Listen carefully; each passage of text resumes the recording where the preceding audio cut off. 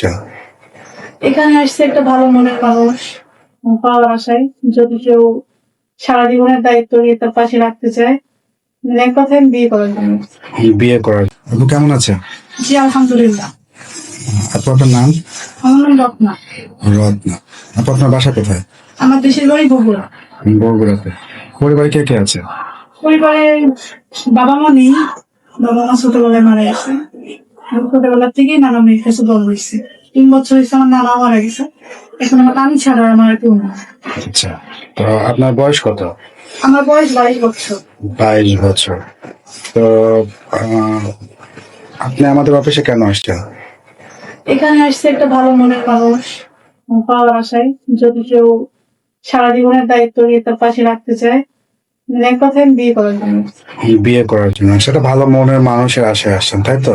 মানে যে আপনাকে সারা জীবন ভালো রাখবে, ভালোবাসবে, হ্যাঁ, আপনাকে সারা জীবন স্ত্রীর মর্যাদা দেবে, তাই তো?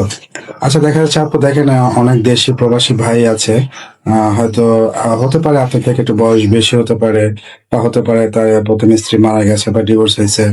এমন মানুষ যদি আপনার দায়িত্ব নিতে চায়, সেক্ষেত্রে কি আপনার কোনো আপত্তি আছে? না বা কোনো আপত্তি নেই। কোনো আপত্তি নেই, মানে আপনি বয়স বেশি হলে সমস্যা না। বয়স তো মাত্র সংখ্যা, আসলে মানুষের মনটাই বড় কথা। যদি কোনো সহৃদয়বান ব্যক্তি আমার দায়িত্ব নিতে চান, তাহলে আমার কোনো আপত্তি নেই। আচ্ছা আচ্ছা, আপনি চাচ্ছেন যে একটা ভালো মনের মানুষ, বয়স কোনো ফ্যাক্ট না, তাই তো? আচ্ছা আপু, আপনি পড়াশোনা করছেন কতদূর পর্যন্ত? আমি এসএসসি পরীক্ষা দিয়েছি, পাশও করেছি। তারপরে নানা মারা গেছে, আর্থিক সমস্যার কারণে আর পড়াশোনা করতে পারি। আচ্ছা আচ্ছা, তো আপু আপনি তো দেখতে শুনতে মাশাআল্লাহ অনেক সুন্দর।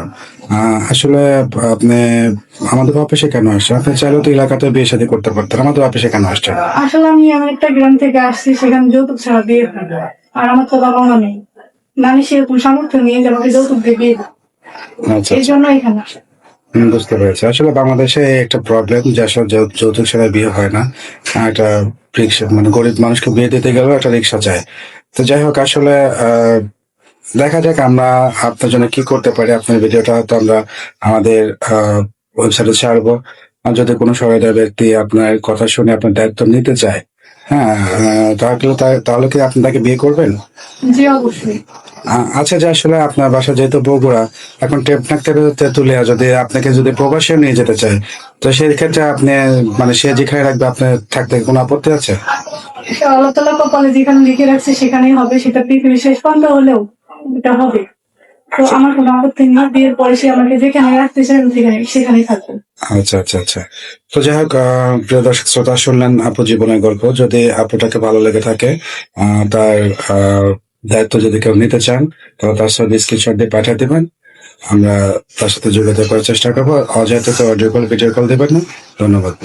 আচ্ছা আপু, আরেকটা কথা হচ্ছে যে আসলে অনেক সময় তো মানুষ, আপনি তো মাস্ক পরে ভিডিও দিয়েছেন, তাই না? তো এই ক্ষেত্রে তো আপনাকে দেখতে পাচ্ছে না, তো অনেকে আপনাকে দেখবে কিভাবে? আপনি মাস্ক ছাড়া ভিডিও দিলে ভালো হতো না? আসলে আমি 5 ওয়াক্ত নামাজ কালাম করি, যে কারণে আমি মাস্ক ছাড়া কারোর সামনে আসতে যাচ্ছি না। যদি কেউ আমার দায়িত্ব নেই, আমি তার সামনে যাবো। আচ্ছা আচ্ছা, আপনি চাচ্ছেন যে আপনার দায়িত্ব নেবে, শুধু তাকে আপনি মুখ দেখাবেন, তাই তো? আচ্ছা আচ্ছা, যাই হোক, শুনলেন আপু জীবনের গল্প। যদি আপুর যাকে পছন্দ হয়, আপনি আমাদেরকে ছবি স্ক্রিনশট দিয়ে পাঠিয়ে দেবেন, কথা বলা যাবে। ধন্যবাদ। আসসালামু আলাইকুম।